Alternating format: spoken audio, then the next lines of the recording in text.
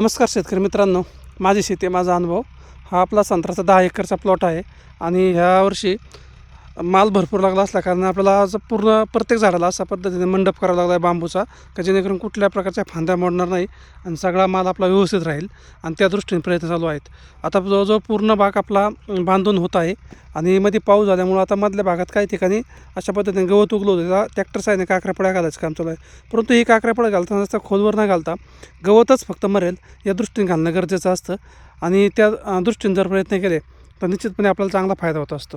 आता ही जे काही मंडप आहे हे सुद्धा आपलं आता पूर्ण होत आले. ही लाईन जर पाहिली तर प्रत्येक लाईनला आपण व्यवस्थित आणि एकदम चांगल्या पद्धतीने बांधकाम केलं आणि जर पाहिलं तर आता प्रत्येक झाड अशा पद्धतीने वरती तग धरून आहे आणि पूर्ण माल झाडावरती सेट व्हायला लागलेला आहे. माल पण फुगायला लागलेला आहे.